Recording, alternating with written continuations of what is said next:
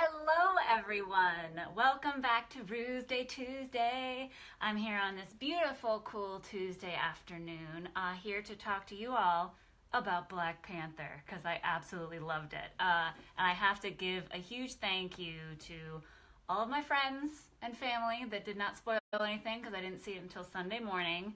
So thank you for that, and because I'm very aggressive about no spoilers, so you guys know, don't watch this if you haven't seen it yet. Or if you want spoilers, I guess go on and enjoy watching me talk about it and hopefully discuss with all of you. So, yeah, because I'm so particular about spoilers, I don't want you to tell me if you liked it. I don't want to tell you you didn't like it. I don't even want to know. But this movie was so incredible, and I want to really discuss it with all of you, because maybe I won't be able to, like, bring any new light to how amazing this movie was, but I want to discuss with you why I have put it at the top of my Marvel list. It is now my favorite Marvel movie. So let me share this around so everybody can kind of join in, because basically I just want to, go through why to me it was my favorite and all my favorite parts, and then I want to hear from you guys, because of course I'm always open to listening to if you guys didn't like it, or if there's some stuff that you feel like they could do better, or whatever. Let me just share this around. Hi James, thank you for joining, and Joshua. Yeah, okay. So I completely agree with Joshua. Just said I'm gonna go through my whole thing, and then I'll catch up with all of your guys' comments. So just comment, go crazy, whatever you guys thought, and then we'll get into the discussion. So I saw it all by my lonesome on Sunday morning. I walked over to the theater, and I was just blown away right from the beginning. I loved the story that was obviously from T'Challa to his from his dad about like how the world started, and usually like that's a trope that's used a lot, right? But to me, it worked really well to give all the story and give so much heart and connection to his father and to his people and his land. And I loved the sand effect, and of course that comes back later where you realize that that's actually how they use the vibranium, is like with this kind of gray sand type technology, like to do 3D like stuff, which I thought was so beautiful. It looked great. It gave a totally different feel, because at first when it started, it almost reminded me of the beginning of Hellboy, when his father is telling him the story, and it's all in like kind of paper. So I like that it was kind of, to me, I know it's not referencing the other because it's used in a lot of different movies, but it was beautiful. The look of everything, the design, the costumes, everything was perfect. It was beautiful. It was exciting. I felt like it did this great thing. So I haven't read the comic books. The only time I ever read anything Black Panther is when he crossed over with X-Men and then married Storm. So it's as usual. That's my excuse to any comic book. The only time I read it is if it crossed over with X-Men. But I liked the magical science, because as long as you just tell me, oh, it's just that, I don't need much more than that. But if you start like trying to explain things too deeply, I'm like, that's not science. It's not how life works. You know what I mean? Like, there's just something about it that just almost takes me out of it if you try to explain it too much. And to me, like, this movie is the most actual superhero movie, because to me, he is the truest form of a superhero. Like, there was nothing that was superficial about any of it. There was even in the storytelling, like anytime that there was a death or anything like that, it wasn't just to move the story along.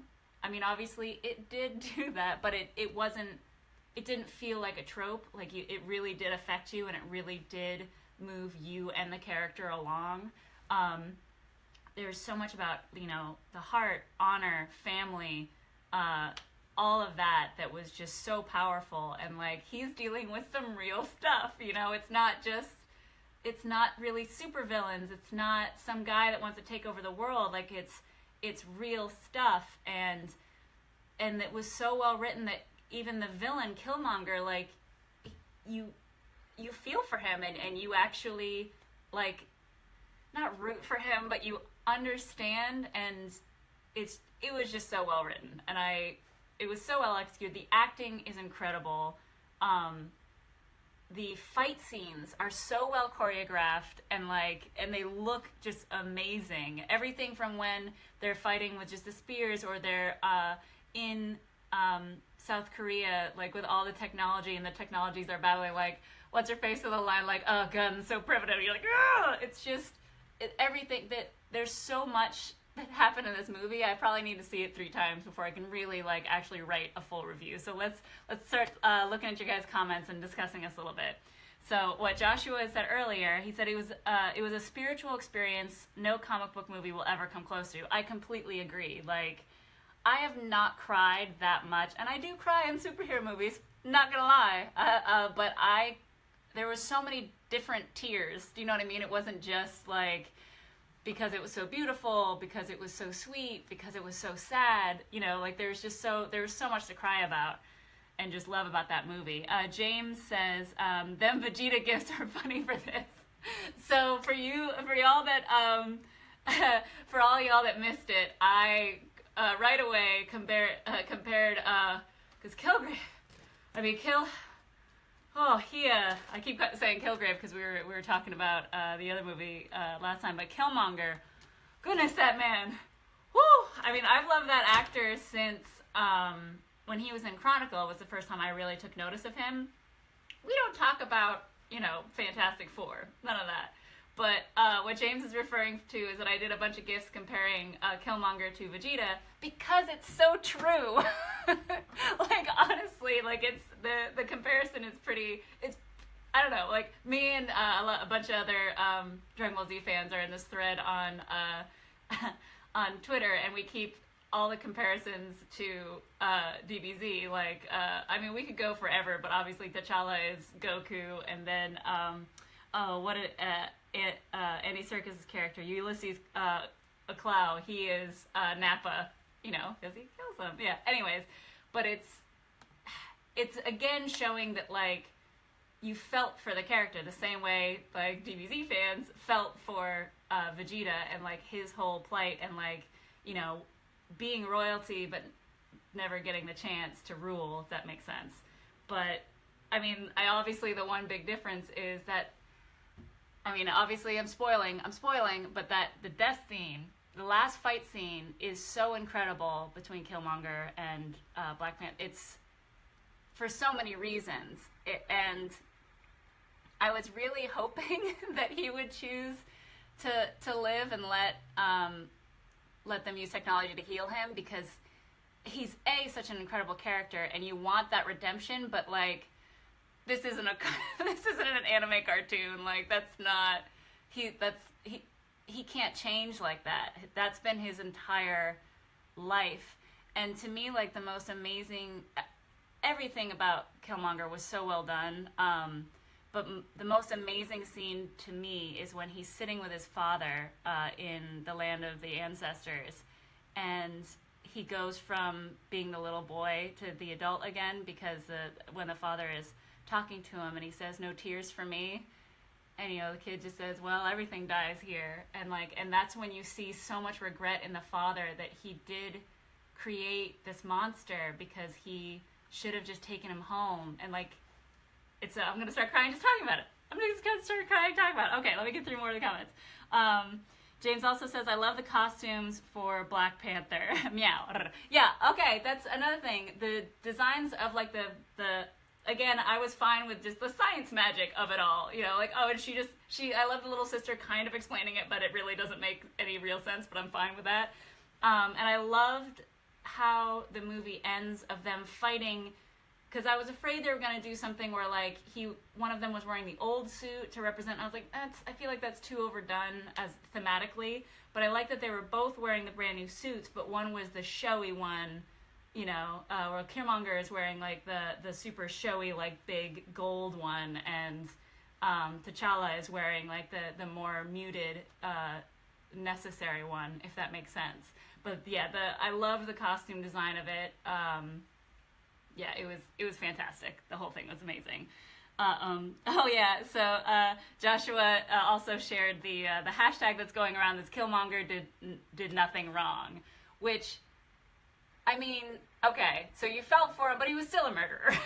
Like, he did do that wrong. Like, he was still a murderer. Like, a scene, and just excuse my complete nerdy knowledge of movies and all that kind of stuff, but right away when he, as soon as actually he kissed his, like, girlfriend that got like, that it's kind of his accomplice, the Bonnie and Clyde, like, thing, I immediately thought of Cliffhanger with what's his face? I can't think of his name, who played the bad guy. And sure enough, we got that scene where, you know, he's the Ulysses.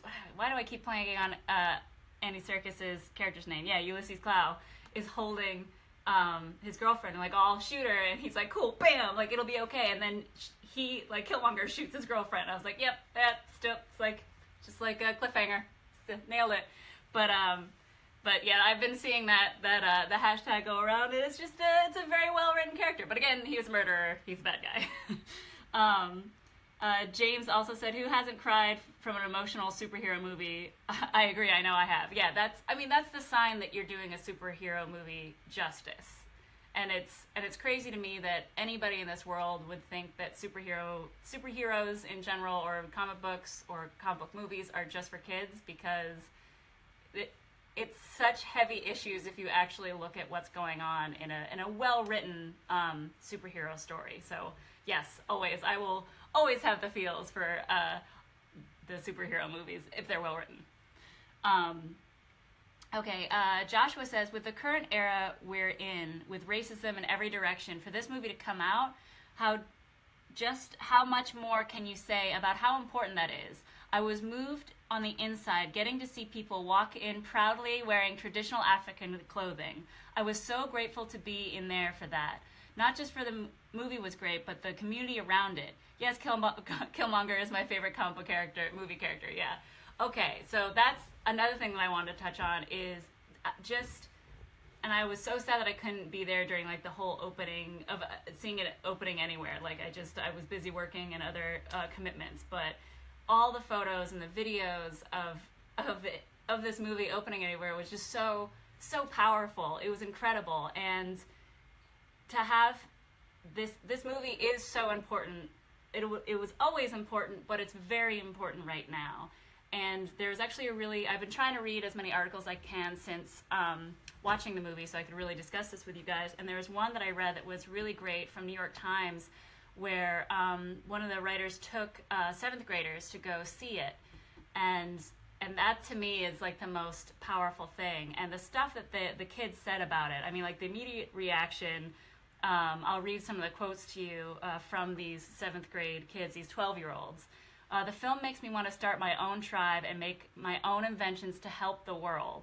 It also makes me want to make my own Panther outfit. Gabriella Miles, like, that's incredible. I mean, obviously, like, the little kid part of, like, I want my own Panther outfit, but it's like, but look at what that inspired. You know, that inspired her to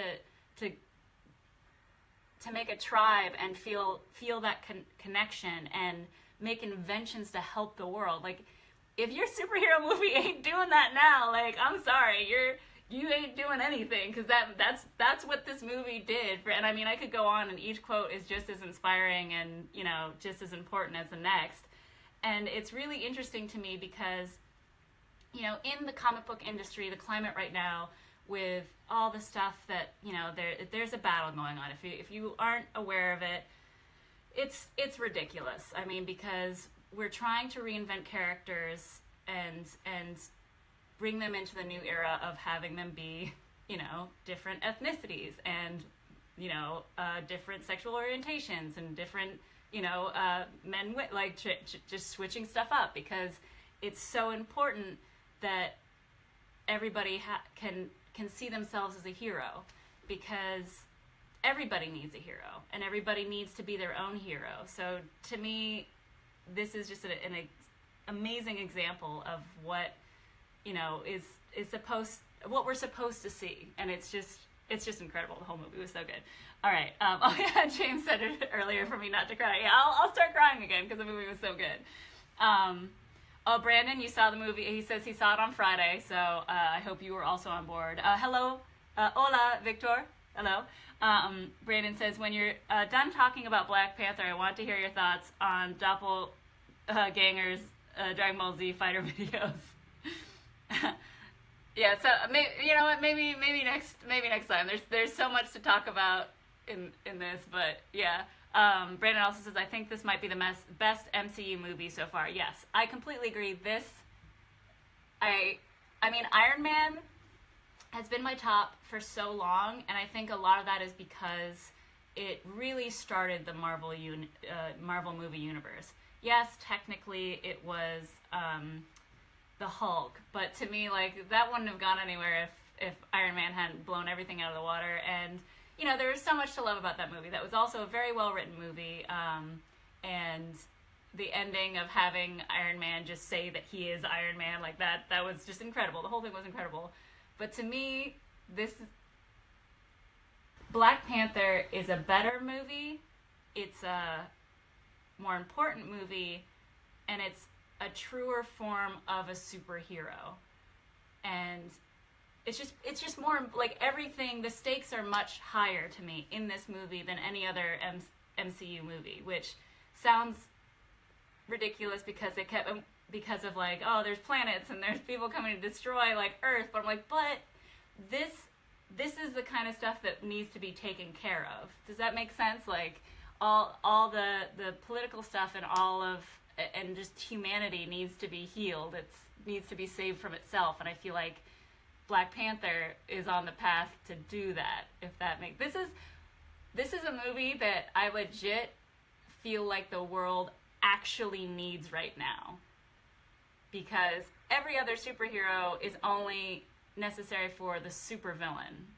But with this movie and with this character, the way they laid this out, it's like we need this superhero right now, because the villain is like the mess that we're in, you know, of everything, and it's not an easy villain to defeat, and we need you, Black Panther. Oh yeah, James also says Hulk who? LOL. Yeah, that movie was, I don't know, you know, that first one I didn't like. I like all the other depictions of Hulk is very good, but yeah. Brandon asks, but why were they so focused on changing the rest of the world and ignoring the oppression by warlords and dictators, etc., in the rest of Africa? You know, I feel like that is something that is really brought up and discussed in the movie, and that's, I feel like, where the most tension is because they can't find a way to keep themselves protected and also protect the rest of the world from their weapons, because if anybody can get a hold of these weapons, like, it could make things so much worse. And it was very well written to show the points very poignantly of, like, it made more sense at the time to always just protect themselves and to stay secluded, but now they've reached a point that it's gotten out of hand and they need to take care of people, but they're not warriors. They're not there to go out and conquer. That just makes everything worse. It's just, you just become your enemy at that point. I don't know, that's what I think. Sorry, I just love this movie so much. And Joshua says, it's healing the world. Yeah, I mean, that's the biggest thing that we need right now from a superhero, is to heal the world, you know, and you do it from the tribe on, and just all the characters were so well written and so well represented. And I love the chief, like the head of the why can't I think of her name? The head guard. She's incredible. I loved her. Just like, and that's the thing too, is that this movie was also very funny. Like the amount of sass that's in this movie is incredible. But I was really interested to see how the final confrontation between her and her husband would come down. And that was another point that I cried, is when you know, they basically were all the infighting between when Black Panther came back, and he, oh gosh, yeah. Then there's that other tribe we have to talk about. Sorry, I got distracted because I got really excited. But when she finally faced off against her husband, and first of all, that she just jumped in front of that rhino, and the rhino stopped to lick her face because they're family. And then when he drew his sword, and he's like, "You would strike me down," and she's like, "For Wakanda," like, without hesitation, and you could tell that she really meant it. And that's when he finally saw like what was important and all that. But that confrontation was amazingly written, amazingly executed. I was afraid it was going to be that you see that happen in stories, and I was afraid they were gonna go a different direction, and I'm really glad they went the direction they did. Yes, thank you guys. That's that character. James says, I really love the female characters in this movie. They show that women are truly amazing. Thank you, James. Yes, the women in this movie. we need to talk about that, because first of all, everybody was gorgeous in this movie, but it was so real. Everybody was amazing and strong, and nothing something one of my friends brought up is that, unlike in Wonder Woman, it's not like you had to be beat over the head with the fact that they were strong and they were women. It was just a reality, and that was it. Like, I loved that. I thought that was really, really well done. I 100% wanted to go to the gym, while I was watching that movie, because I was and I was like, I want to learn those fighting moves. Like, I want to be a badass, warrior chick. The whole thing was just gorgeous. And so wait, let me see if I can remember his name. You guys, know me because you watch this with me a lot, but I am so bad at remembering names. M'Baku. Oh my god. Oh, I loved him so much. That was another one of my favorite characters and scenes, because it was really interesting, because when while he was getting crowned, and when there was at first nobody challenging him, and you're like, oh, well, everybody accepts, and then, oh no, there's this rogue tribe that lives in the mountains, and that character was one of the best characters, because he, even though he very much wanted to be king, he still respected traditions, and he respected T'Challa. When he could have just let him die when one of his fishermen found him in the freezing waters, but he didn't. He kept him and he protected him. He could have even just not told his mother and all that came to give him the heart fruit that T'Challa was still alive. But no, he brought them to them and did that, and his sense of humor was great too, and just the character development of him at first just being like, yeah, I'll protect your mom and sister, but no, I'm not going there. I'm not gonna fight for you. There's no way. And just his joke when he's like, and I'll feed you to my children. Just kidding, we're vegetarians. And his laugh about that he thought it was so funny. It was great.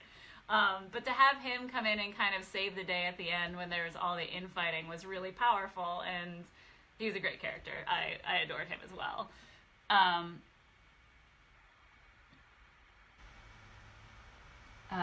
Oh, James said hashtag heartfruit. Yeah, was it heartfruit? Am I totally wrong? I get very excited, and maybe I remember things wrong. Joshua says, it looks like I unfortunately have to leave early. Oh no, I'm sorry, Joshua, but thank you for chatting with me so far. But yes. Thanks, Joshua. We'll see you soon. Brandon Allen says, in the comics, M'Baku wears the skin of a white gorilla. That's interesting. Well, I like kind of what they did with the white paint and the world building was gorgeous. And again, I haven't read the comic books, so I don't know how much was specifically taken from the artwork of the comic books. That just reminded me of when Killmonger dies, and he brings him up to see the sunset, because that's what he had talked about with his father, is it's the most beautiful place, and I'm gonna start crying again. I love that movie. I love this movie so much. I need to see this movie again. I need to own it on Blu-ray and watch it over and over and over again. Oh, thank you, Brandon. It is heart-shaped herb, not heart fruit. Sorry. And all right, so not that there's something that just bothered me, and I want to talk to you guys about. I know we only have a couple minutes left here, but so I loved what's our boy? What is his name? Ross is his last name, right? Yeah, Martin Freeman's character, Everett Ross. I liked his character, and I liked the role he played in it. The one thing that I kind of don't know if I liked or if I really agreed with was how often he kept bringing up the fact that Killmonger was trained for this. He was trained to take down, monarchies or whatever. And it just, to me, it was like, I understood why he wanted to burn all of the heart-shaped herbs. I understood, like, to me, it was still more about what he wanted, not what he was trained to do by the U.S. Does that make sense? I don't know if you guys agree with me or if that didn't bother you at all, but to me, it just kind of took away the fact that, Eric Killmonger had been planning for this his entire life, and this is all he ever wanted, was to be in Wakanda and be the king and to use the power to help save, everybody else in the world. So, I don't know. I don't know how you guys felt about that, but that's kind of how I felt. So James said we need to give RuthAnn a hug, yeah. Because I get very emotional about these movies. Oh, and Brandon brought up the amazing line that Killmonger had where he said, "It's better to die than live in bondage," and that was just, oof. Yeah, it was very good, and like I understand that why he needed to die at the end. I just really liked the character, and I wished that there was a salvation for him, but there just wasn't, because of that's everything that he was just for that purpose, and to be Killmonger, and it just, I wanted there to be redemption for him, though. I wanted it so bad. There was for Vegeta. Okay, sorry. Okay, James agrees with me about it happening a bit, where it was just the with General Ross kept, I don't know. I mean, obviously I loved everything about this movie, but I understand, like, writing-wise, why he felt like he needed to say that, or why that was in the movie, but to me, I don't know, I felt like it took away a little bit from Killmonger's, his whole journey and his whole goal, if that makes any sense.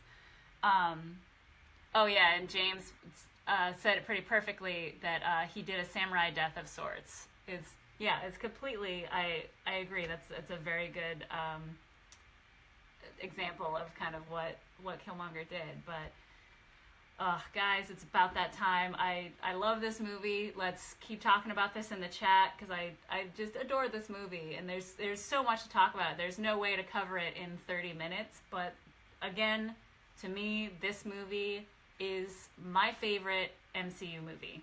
Top, done. And then comes Iron Man and Avengers and yada yada. But I think this is also my favorite superhero movie. I'm just gonna say it. I'm gonna call it right now. Done. It's my favorite superhero movie. Bam. Done. And on that note, guys, thank you again so much for joining me. James is right. We could talk about this for hours, because it's such an incredible movie. But thank you so much for joining me today. The next time you're going to see us doing anything is going to be, we're headed to Comic-Con Revolution West Palm Beach. So for all of our Florida people, if you haven't got your tickets, get your tickets. It's going to be this Saturday, February 24th. And me and my business partner, Chris, are going to be there. We're going to be on panels, running panels, doing it all. We're going to be doing our Nerd Rage live from there with the incredible Tommy Walker, and we're going to be nerd raging about awesome stuff. Yeah, so you guys got to join us. It'll be 3 p.m. Eastern Standard Time, noon over here on the West Coast. But so please join us for that. Thank you guys for chatting with me today, and I'll see you on Saturday. Bye, guys.